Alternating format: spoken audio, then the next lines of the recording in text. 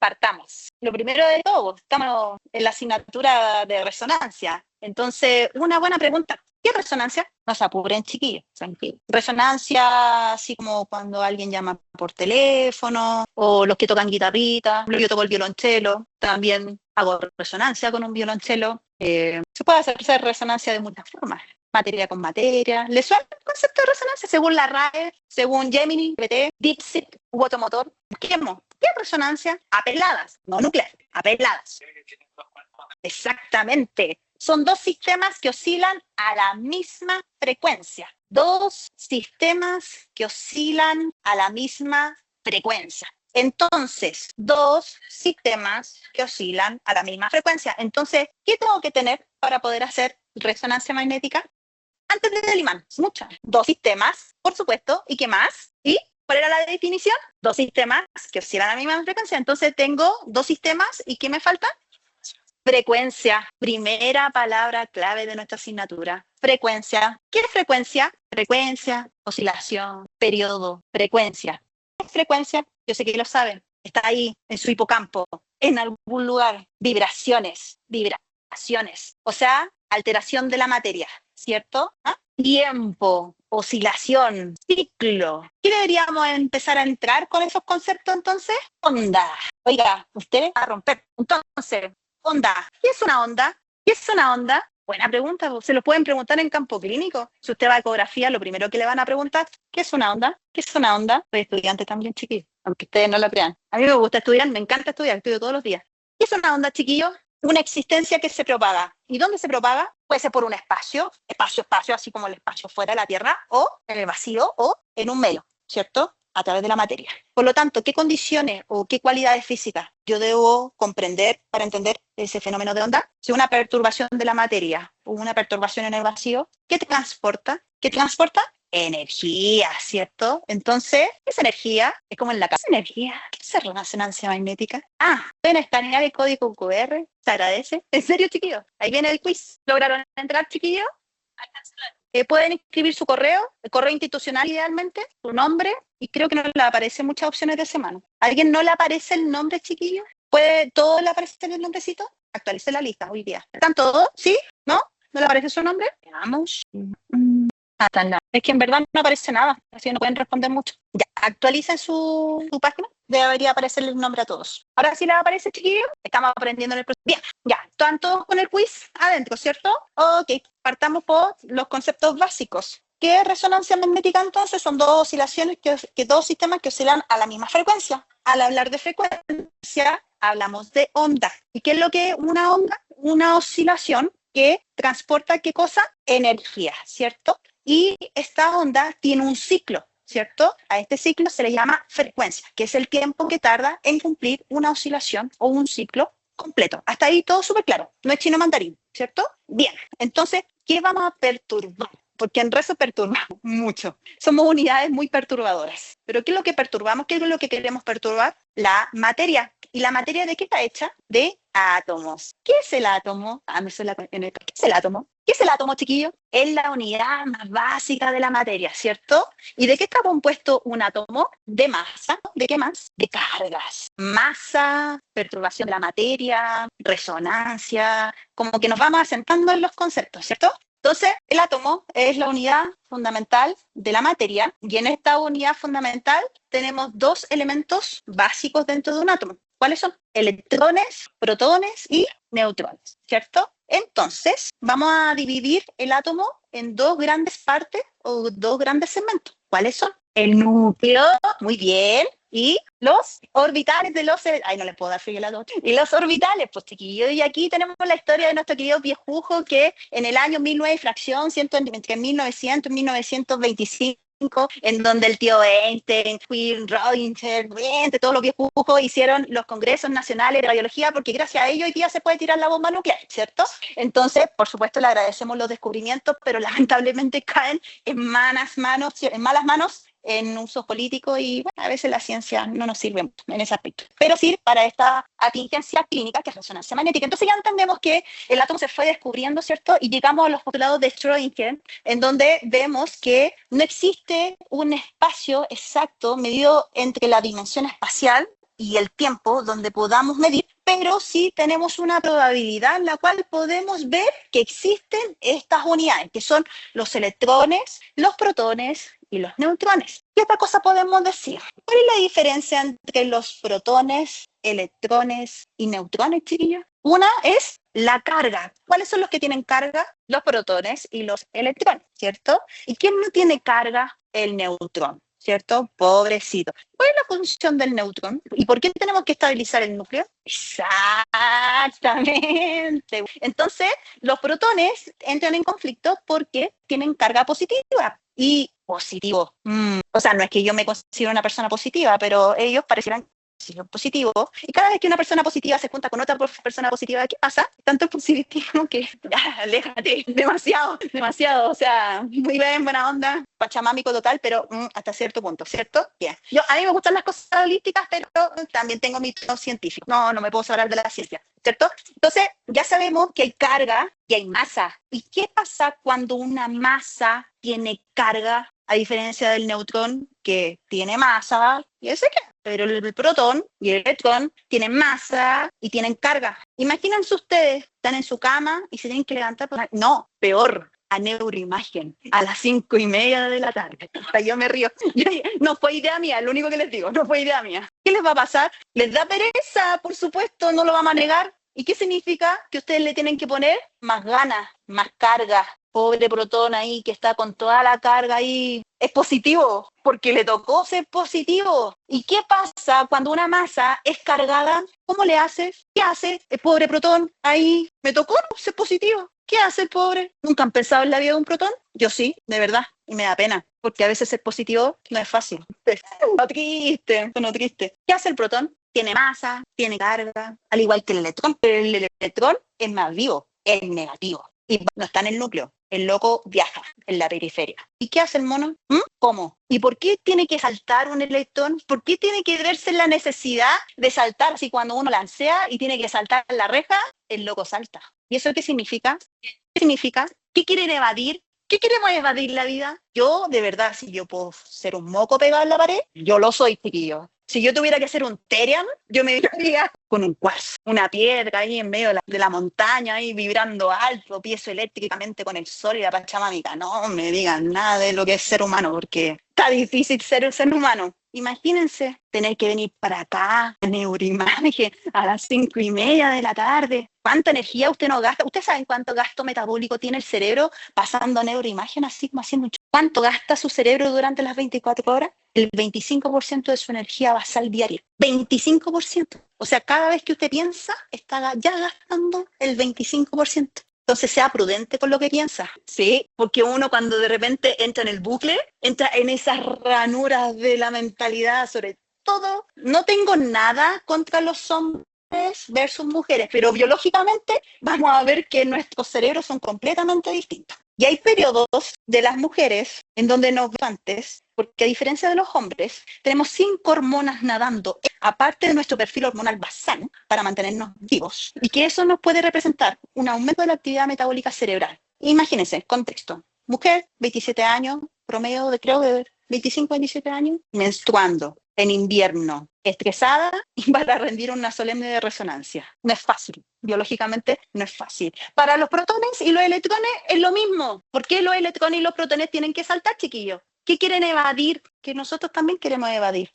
¿Qué queremos evadir? ¿Y cómo queremos desaparecer? Para saltar de un orbital a otro, ¿qué necesitamos? Energía. Entonces, ¿qué es lo que queremos tener menos? Energía. Entonces, ¿qué hace el protón y qué hace el electrón para sacarse la energía de encima? Porque todo tiende a la ley de la mínima energía. Todo en la materia, nosotros como entidades sistémicas y un protón y un electrón tienen el mismo fin, la ley de la mínima energía. Eso es física transversal para todo. ¿Cómo lo hace? Radiación. ¿Y cómo lo hace? ¿Cómo lo hace? Antes de saltar, un protón, ahí vamos a sacar nuestra pizarrita, un protón tiene carga, tiene masa, voy a tirar blanco, tiene masa y tiene carga. ¿Qué hace con la carga? ¿Qué hace una masa ahí en medio del núcleo? ¿Ya lo vieron en rayos o lo vieron? No, ellos no han tenido, pero rayos sí, medicina nuclear, tuvieron, ¿no? ¿Qué han visto, chiquillos, hasta ahora? Rayo nomás, por rayo. Ya, pero en rayos le enseñan esto, ¿o no? O sea, vieron ánodo, cátodo, que los electrones saltan y chocan, los pobres, duro eso. Tungsteno, duro, y chocan, y emiten energía, hay un salto, ¿cierto? ¿A qué orbital? Acá. Gracias. Pensé que estaba hablando chino mandarín, ¿cierto? Ya. Entonces, pasa algo similar. Una masa tiene carga. ¿Cómo lo hace para botar tanta energía? Porque en el universo, aquí sentado, todo tiende a vibrar. En la única parte o en el único momento que no vibra o que no se mueve es cuando estamos en inercia. ¿Y a qué temperatura llegamos a la inercia absoluta? También lo vamos a ver, no se preocupen. Pregunta el Gemini.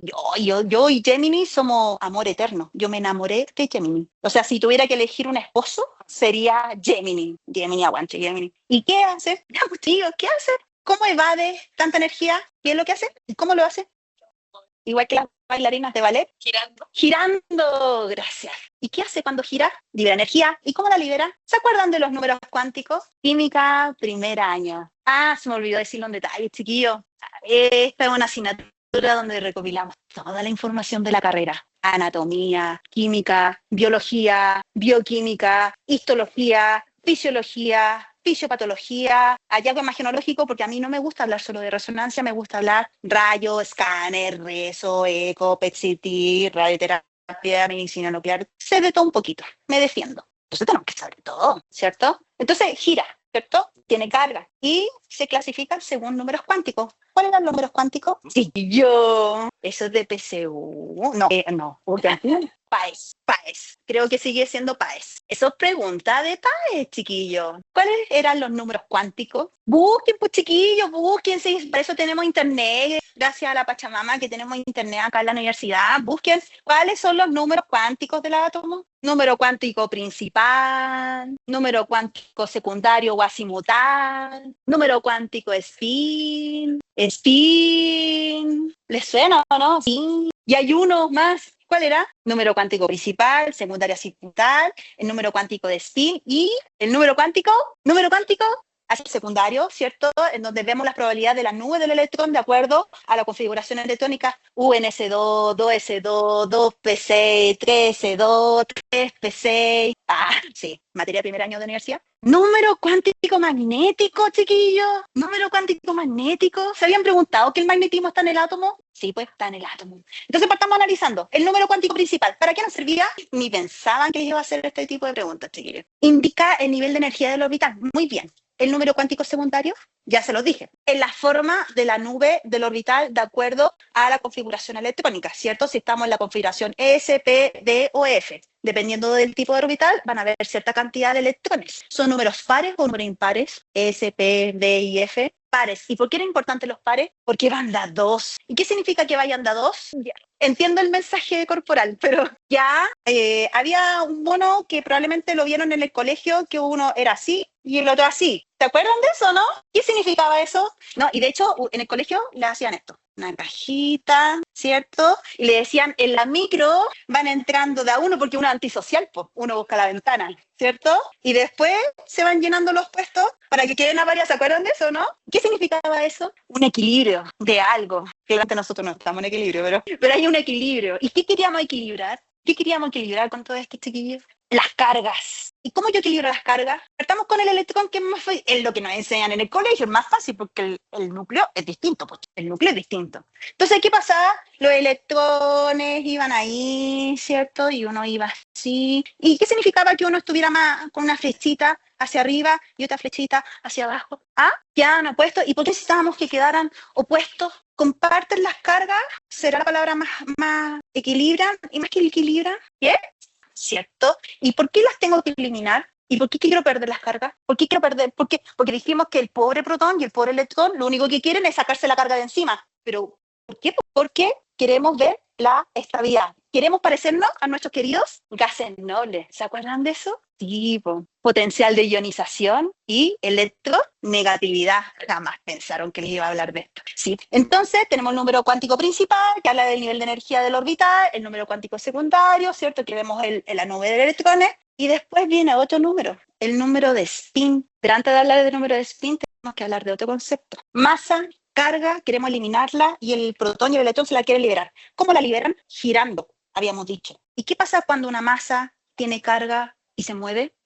Una fuerza, un vector. ¿Cómo se llama ese vector? ¿Cómo se llama ese vector? Efectivamente, es una fuerza residual para liberarse del exceso de carga. ¿Cómo se llama ese vector? Y aquí viene la magia. Bienvenidos al mundo de resonancia. Carga, al moverse, se produce una fuerza perpendicular y así nace el número cuántico magnético. Es una fuerza perpendicular a la dirección del movimiento de la carga. Por consecuencia, la fuerza genera un campo de energía residual con un polo positivo y un polo negativo. Es por eso que en la bibliografía de referencia de química siempre aparece el mono con una flecha. Ahora, ¿qué pasa cuando yo junto 8 monos con una flecha opuesta? ¿Qué pasa con esas cargas magnéticas? Positivo, negativo, negativo con positivo, se atraen y por lo tanto las fuerzas magnéticas se anulan. Principio de exclusión de Pauli. Número cuántico magnético. La orientación de la fuerza es el número spin. Y ahí tenemos los 4 números. ¿Lo habían visto así antes, chiquillos? No, wow. Hay átomos ahí y hay campos magnéticos ahí, pues, chiquillos. Entonces, cuando vean un átomo, un cúmulo de átomos, o sea, nosotros, en verdad, no nos tocamos, pues, chiquillos. Es un efecto de repulsión que nosotros, por percepción limitada como seres humanos, creemos que estamos tocando. Tenemos la ilusión ilusoria de que estamos tocando algo, pero en verdad no estamos tocando nada. Estamos en repulsión constante con la materia. Ahora, hay un problema en el núcleo porque son protones y los protones son positivos. Positivo con positivo, ¿qué debería pasar? Se repelen, ¿cierto? ¿Y quién entra en juego ahí? Los neutrones, ¿cierto? Entonces vamos a ver que tanto el núcleo como los electrones tienen carga magnética. Por lo tanto, los protones tienen carga, tienen masa y por lo tanto generan un campo magnético. Los electrones tienen una carga, en este caso negativa, pero es carga igual y por lo tanto genera una fuerza magnética igual. Por lo tanto, tanto el protón como el electrón son pequeños imanes. Ahora, ¿qué pasa cuando yo tengo un electrón desapareado, 2 electrones desapareados, 3 electrones desapareados? ¿Qué pasa cuando yo... ¿Han jugado con los imanes del refri? ¿Sí? A mí me gusta. De hecho, en la ferretería compro imanes para hacer monitos para los...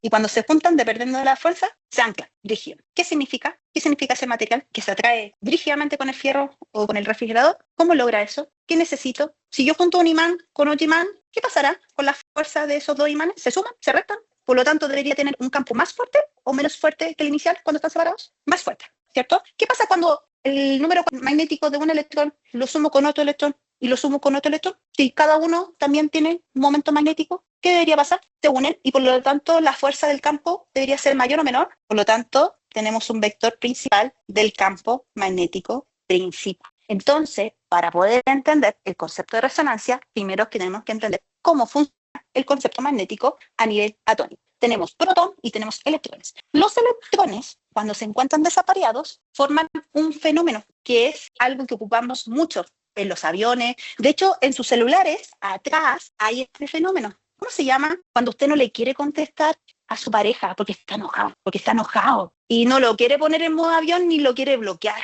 Yo lo hice. Papel de aluminio, envuelva el celular y no le va a llegar ninguna llamada. Es que estaba sin señal. Lo sé. Para que ser tan directo si no quería hablar con la persona, ¿cierto? En los aviones también hay, en las puntas de los edificios también hay producto de este fenómeno físico. ¿Qué? Está grabando pero no sale la cámara. Sí, no, el internet no le da. Sí, el audio sí. Mi ser humano no aparece. Vamos a poner ahí el 6. ¿Qué fenómeno aparecerá? Fenómeno de apantallamiento. Y para que no se me distraigan tanto, ya hablamos que tenía número cuántico magnético, la masa más la carga y más el movimiento generan una fuerza magnética porque tiene que desahogar este exceso de energía, ¿cierto? Esto físico de resonancia magnética. Bien, entonces, ¿qué pasa cuando tengo una masa con una carga que genera una fuerza magnética? La voy sumando, voy formando un campo magnético. Este campo magnético, cuando yo voy sumando sus fuerzas magnéticas, voy generando un efecto de apantallamiento. Es como cuando uno fricciona globo con el pelo, típico de la electrostática, es un típico efecto asociado a las fuerzas magnéticas. Ahora, podemos hacernos la pregunta recién, ¿qué es lo que es resonancia magnética nuclear? Cambia el concepto, no es lo mismo resonancia magnética pelada que resonancia magnética nuclear. Es un fenómeno físico, estamos claros. Y lo digo, creo que en las 2 primeras cápsulas. Fenómeno físico, en ecuación. Así, era media chillona antes. Resonancia magnética nuclear. Nuclear, resonancia magnética. Resonancia magnética nuclear. Nuclear, núcleo, nuclear, núcleo. ya, fenómeno físico en el cual ciertas partículas, ¿qué partículas entrarían al fenómeno de resonancia magnética nuclear? Protones y electrones, porque los electrones también tienen un momento magnético, absorben. ¿Y qué van a absorber?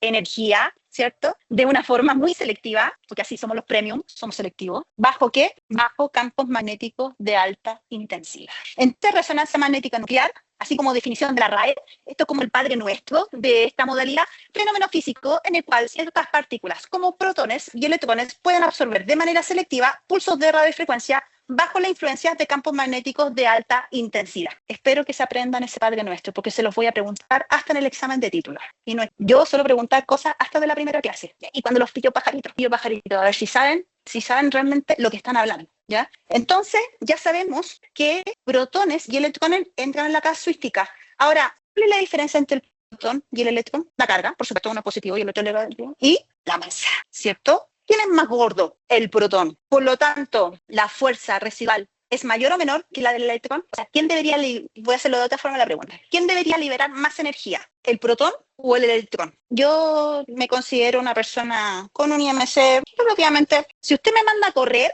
probablemente me vaya a cansar. Y yo creo que ni siquiera alcanza a correr una cuadra, aunque hago ejercicio. Pero ¿qué pasa si viene una chiquitita como de 10 años que pesa como 30 kilos y me hace competir conmigo? Humillación.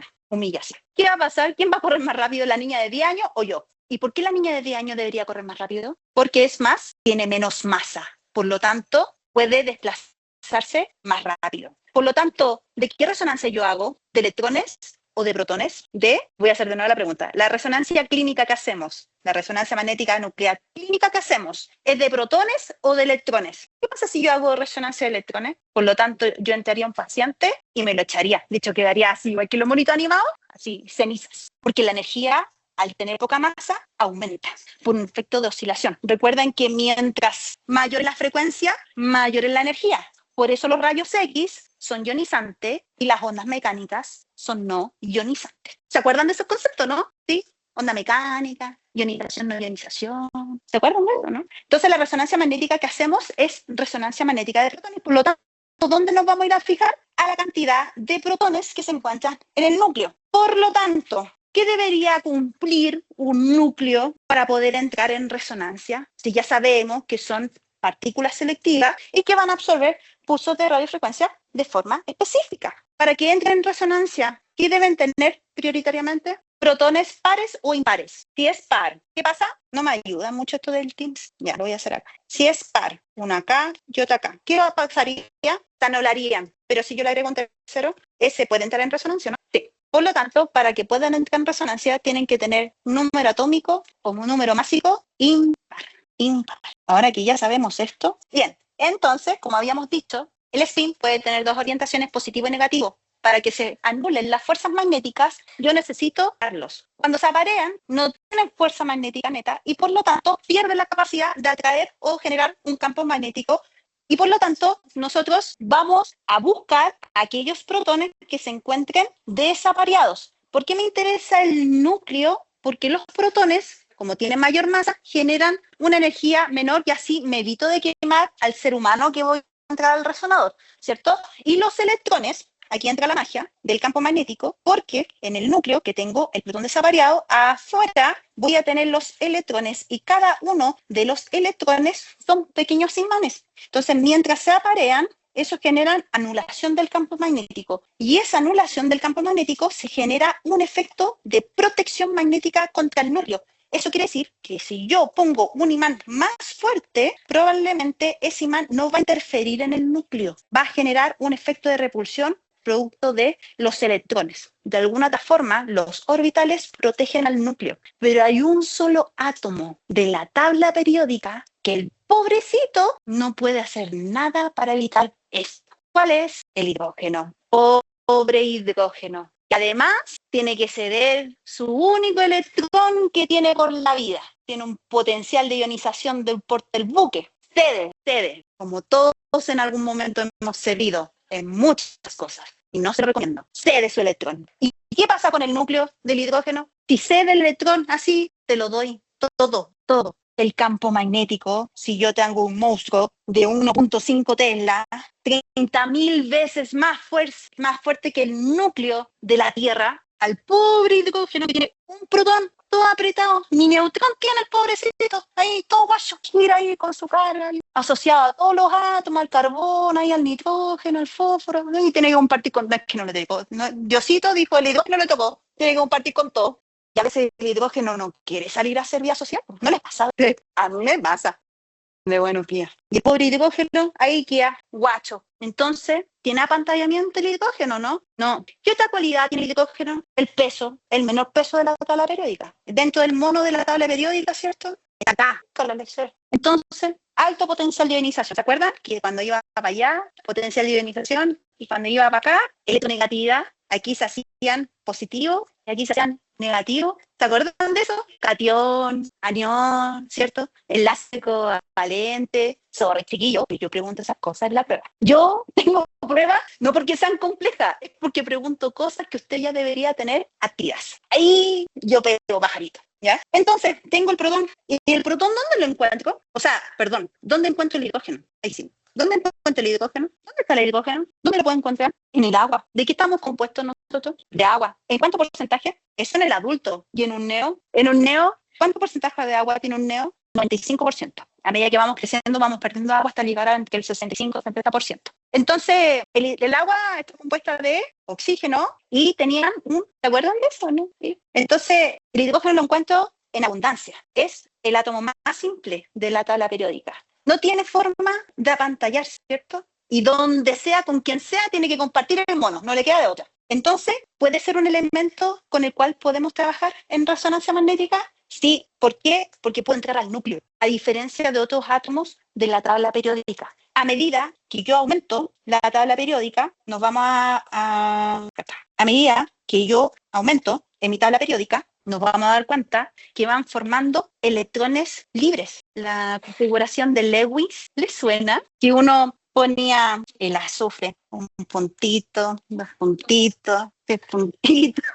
¿Se acuerdan de eso, no? Sí, po. ¿Y quién andaba por ahí? El hidrógeno, po. Ahí haciéndole caballa a todo lo que encuentra. Ahí el hidrógeno. El hidrógeno está metido por todos lados. Entonces, todos los átomos de la tabla periódica tienen electrones desvariados. Por lo tanto, podemos empezar a clasificar la materia de acuerdo a la cantidad de electrones que tengan desvariados. Sí, po. Podemos clasificarla de acuerdo a la susceptibilidad magnética que causa la cantidad de electrones desvariados, porque cada electrón desvariado se comporta como un imán. ¿Y por qué se comportaba como un imán? Porque tiene masa, porque tiene carga, porque esta carga se mueve y por consecuencia genera una fuerza magnética, ¿cierto? Y dependiendo de la orientación, puede ser más un medio o menos un medio. ¿Se acuerdan de eso? El spin, más un medio, menos un medio. Eso para el electrón, pero existen 2/4, 3/7, dependiendo del tipo de configuración. ¿Ya? Pero no vamos a entrar en esos detalles. Lo importante es que tanto los electrones, al quedar desvariados, pueden generar una sumatoria y por lo tanto pueden generar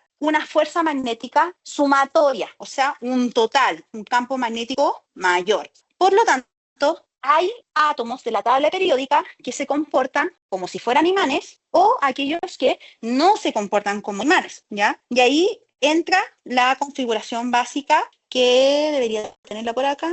Sí, de acuerdo a la susceptibilidad magnética, que tenemos los diamagnéticos, los paramagnéticos y los ferromagnéticos, ¿cierto? Los diamagnéticos son aquellos que cuando se aparea un protón o un spin más o positivo o con orientación positiva y otro protón con orientación negativa, orientación, no carga, orientación negativa, pueden anularse. Al anularse, al exponerse a un campo magnético, te repele por este efecto de apantallamiento. Y por lo tanto, ese material no se va a ver influenciado. Ejemplo claro, y aquí advertencia a las chiquillas que le van a pedir matrimonio, si le van a pasar un anillo de oro, ¿usted qué va a hacer? Va a tomar un imán y lo va a probar, porque nos falta el chiquillo que busca una aleación para salir del paso. Si el imán se queda pegado, ¿es oro? No. Pero si el imán se queda pegado como lapa, con ese no se tiene que casar. Con ese no es, ¿ya? El oro, la plata,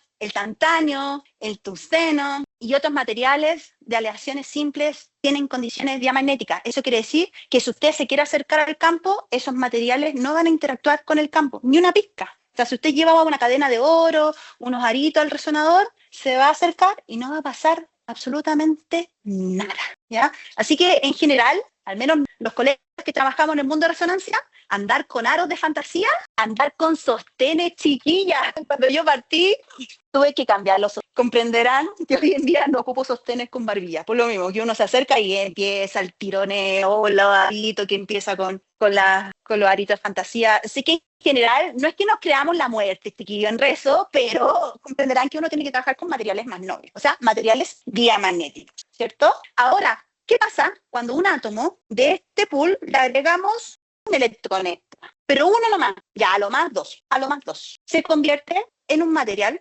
paramagnético, ¿cierto? ¿Qué significa paramagnético? Que al interactuar con el campo o al acercarse a un campo magnético mayor, se va a atraer, por supuesto que sí, pero su interacción va a ser más débil. O sea, se puede atraer, pero despacito. Ejemplos de esto: aluminio, acero inoxidable, cobre, porque esos, cuando los mete al agua, se oxidan por tener un electrón desapareado. Es por eso que el cobre es un buen elemento conductor, porque tiene uno o a lo más dos electrones desapareados. Y también es muy frágil. Eso quiere decir que si usted le pone un guataje más o menos, también se queda, ¿ya? Ahora, ¿era la cantidad de electrones desapareados que podía tener un átomo en base a la configuración y de Lewis? ¿Se acuerdan de eso? Jamás pensaron que les iba a hablar de esa cabeza de pescado. Pregunta de prueba. ¿Cuántos electrones? Pregúntenle a Dixie, Gemini, ChatGPT. Pues ahí están nuestros compañeros, nuestro amor divino. Yo creo que en un par de años más vamos a tener robots asistentes. Entonces voy a tener ahí un compañero que me haga segunda. Gemini, aguante Gemini.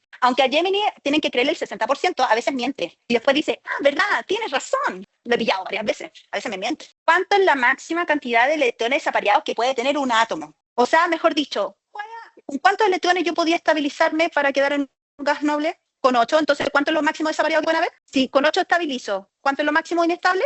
7. Entonces, desde 2 o más, nos convertimos en elementos ferromagnéticos. Eso quiere decir que tenemos 3 o hasta 7 electrones desapareados. Y si yo sumo un electrón con 2 electrones, con 3 electrones, hasta llegar a 7, se suma su fuerza residual y por lo tanto genera una atracción completa. Ejemplo de eso, que son peligro inminente en los resonadores, estos jamás en la vida se les tienen que olvidar. Hierro, cobalto y níquel. Y el gadolinio. ¿Les suena el gadolinio? Sí, ¿qué es el gadolinio? El medio de contraste. Pero vamos a ver que el medio de contraste es paramagnético, el que ocupamos. Pero en condición nativa, ¿qué susceptibilidad magnética tendrá? Es la línea de los lantánidos.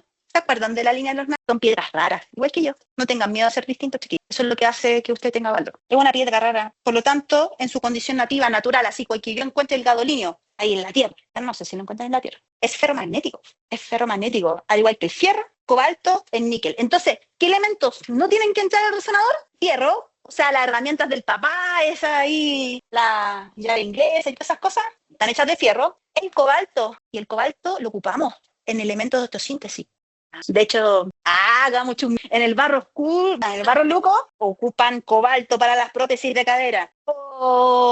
Y adivinen qué, de cada 10 prótesis, 8 veía infectadas. ¿Por qué? Por el cobalto. ¿Por qué? Porque el titanio, estos tornillos así chiquititos que ponen para los ligamentos cruzados, ese chiquitito cuesta como 7 millones, de 2 centímetros. Titanio puro, al 98%. Y uno puede ver en resonancia la pureza del material. ¿Por qué? Porque mientras más puro, más diamagnético, menos distorsión geométrica produce. Entonces, cuando un paciente le diga, no, si el doc me puso titanio y usted ve una mancha negra distorsionada, usted puede demandarlo, porque se lo pudieron haber vendido como titanio y no era titanio. Y la gente no sabe eso. Esto es lo que me gusta. Bien, entonces, el fenómeno de apandamiento nosotros lo vamos a ocupar solamente para saber qué tipo de elementos nosotros vamos a trabajar en resonancia magnética, bajo qué condiciones vamos a trabajar en resonancia magnética. Por eso es la importancia de saber el comportamiento atómico, a diferencia del hidrógeno, que por tener un protón todo apretadito, chiquitito ahí, no tiene ninguna forma de protegerse. Es vulnerable, igual que uno.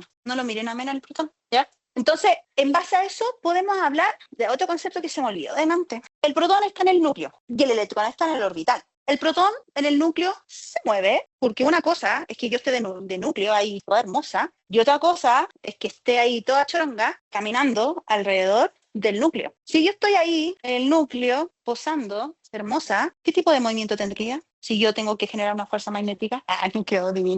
¿Y cómo se llama ese movimiento? Precesión, ya. Pero antes de eso, ¿cómo se mueve la materia? Tiene dos movimientos y ustedes lo vieron en la PAES. Angular, ¿ya? ¿Y qué significa que fuera angular? ¿Ya? Exactamente. Es un movimiento sobre su propio eje. Ejemplo claro de ese proceso, el spin. Y más grande, ¿en dónde están pisando? La Tierra. Las estaciones del año son gracias al ejercicio de movimiento de angular, ¿cierto? Y el electrón tendrá movimiento angular, tiene masa, tiene carga. ¿Cómo lo hace para botar la energía? Si yo saco el electrón del orbital, fuera, lo saco, como cuando chaca con el tungsteno, lo saco. Y el mono, y sale el fotón con energía residual, producto de la diferencia de energía entre el electrón del orbital más, y salta y llega al paciente el fotón. No, pero nos vamos a centrar en el electrón. Lo saco del núcleo, del átomo. Va a seguir girando, ¿no? Porque tiene masa y porque tiene carga. Entonces, la diferencia entre el protón y el electrón es que el protón, el único movimiento que tiene, es ese movimiento angular, y el electrón también tiene un movimiento angular, pero además es terrible chorongo. Se mueve alrededor en un radio determinado, ¿cierto? ¿Y cómo se llama ese movimiento? Movimiento lineal es cuando avanza, eso lo hace en toda la materia. Me salté esa, buena. Lineal, cuando gira sobre su mismo eje, angular, y cuando rodeo con un radio determinado, así como lo hago con su compañera, movimiento orbital, pues chiquillo, simple. Entonces, el protón y el electrón tienen este movimiento angular que permite dispersar la energía que tiene por el simple hecho de existir. Ya por el hecho de existir, ya tenemos que gastar energía. ¿Se habían puesto a pensar en eso? Que uno por vivir tiene que gastar energía, hay un gasto metabólico. Por eso se dice que hacer ayuno genera un estrés metabólico porque hay un gasto de energía. Literalmente estamos decayendo. ¿Qué pasa cuando un cadáver muere? O sea, obvio que está muerto, pero ¿qué pasa cuando una persona muere? ¿Qué le pasa a los 30 días, a los 60 días y a los 90 días? Se descompone. ¿Y eso a qué se debe? ¿Y qué pasa con la energía? Me voy a matar, muere. Y al morir se degrada. Y al degradarse pierde energía. Entonces, técnicamente, ustedes están decayendo. Decaen en energía. ¿Ustedes creen que van a tener el gasto metabólico de por vida el que tienen ahora? No, mi amor. Cuando lleguen a mi edad, que no voy a decir mi edad, hay muchas cosas que pasan. La hormona de crecimiento empieza a decaer, el metabolismo empieza a cambiar, se pone más lento, las hormonas se alteran más. Imagínense ese periodo a los 60, tanto hombres como mujeres, porque ahí es transversal. Y ahí vamos a ver en neuroimagen que hay muchas formas de poder mantener esta cutis hermosa. ¿Ustedes creen que esta piel que tengo maravillosa es hermosa es porque sí? No, chiquillos, son horas de ayuno, horas de entrenamiento, horas de sueño, 8 horas de sueño para que este cutis se vea así de joven, pero tenemos que mantenernos ahí intactos hasta lo que la Pachamama. Entonces, ya sabemos que nuestra querida tabla periódica, que ustedes, al parecer, ya se habían olvidado de esta foto, deberían tenerla así, en vez de la foto de su perrito o de su gatito que tengan en su casa, lo primero que deberían ver, la tabla periódica. Entonces, cuando vean ustedes, se van a acordar de la profe que diga, este elemento es diamagnético, este elemento es ferromagnético. Y cada vez que vean un paciente lo van a ver, diamagnético, ferromagnético, paramagnético, van a quedar rayados igual que yo. Entonces, ahora ya entendemos que un átomo, y ya saben, tiene un momento magnético. Por el simple hecho de tener carga, tiene masa, al moverse, no de forma lineal solamente, sino que de forma angular, y en el caso de los electrones, de forma orbital, y además están oscilantes en la materia, en oscilación continua, a menos que estén en una condición de inercia. ¿En qué condición de inercia? Podemos encontrar que los átomos no se mueven, de hecho lo ocupan en la NASA. ¿El cero absoluto les suena? ¿El cero absoluto? ¿Qué significa el cero absoluto? Las partículas literalmente no tienen movimiento. Y aunque ustedes no lo crean, en resonancia se ocupa el cero absoluto a través de los sistemas de criogenización, que los vamos a ver la próxima semana. Ahora, ¿por qué necesitamos Ya me olvido qué estaba diciendo. ¿En qué estaba? Uy, perdí el hilo. Ya bueno. Tenemos núcleo, tenemos masa, tenemos carga, lo estamos viendo, movimiento angular, movimiento orbital, campo magnético, fuerza sumatoria de los electrones y de los protones, efecto de apantallamiento. Sí, ahora retomé. Porque la materia está oscilante en la materia, a menos que esté en el cero absoluto, que lo vamos a ver la próxima semana. Fuera del cero absoluto, o sea, aquí, con este calor cualquiera oscila a una materia, a una determinada frecuencia, la materia oscila. Y al oscilar, sobre todo con electrones desapareados, ¿qué puede pasar? Y yo a esta mesa la excito. Hay muchas formas. Esta es una. La perturbo en algunos casos. No la golpeo, no. Pero la perturbo. ¿Qué pasa? ¿Qué pasa cuando de repente estoy con mi compañero y digo, buena, cabro, y venga la corriente? Nos pasa de repente que estamos ocupando algo y hacemos fricción y pasan cosas. Y yo, como es electroestática. ¿Qué pasa cuando usted anda con un chaleco de lanita hecho por su abuelita, crochet y rosa con el material outdoor de su compañero o su compañera? Saltan chispitas, sobre todo cuando está la luz apagada. Ahí no vamos a entrar en los detalles, pero saltan chispitas.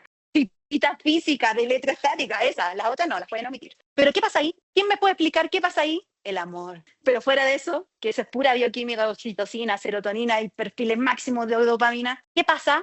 ¿Qué pasó a nivel atómico? ¿Y por qué se produce una descarga? Masa, carga, movimiento, campo magnético. ¿Qué pasa? Ya, ¿y qué otra cosa más? ¿Qué necesito para que salgan esas chispitas? Movimiento. ¿Y qué otra cosa más? Conducción. Por lo tanto, ¿qué dice la ley Faraday? Campo, corriente, campo. Un campo magnético, al estar en movimiento, puede generar un torrente eléctrico. De una continuidad eléctrica en un elemento conductor, consecuentemente puede producir un campo magnético. Ejemplo claro, chiquillos, invierno, calefactor. Y el cablecito. ¿Y han visto lo que pasa con el cablecito? Yo me fijo en eso. Con el cablecito que se van acercando a los pelitos de los perritos y las pelucitas y se van llenando los cables alrededor, ¿cierto? Se van juntando como la pelucita. Y la mamá se enoja porque piensa que no limpiamos y nos pega un guascazo, pero en verdad sí limpiamos, pero es porque, mamá, es electrostática, es inducción Faraday, se está trayendo la materia.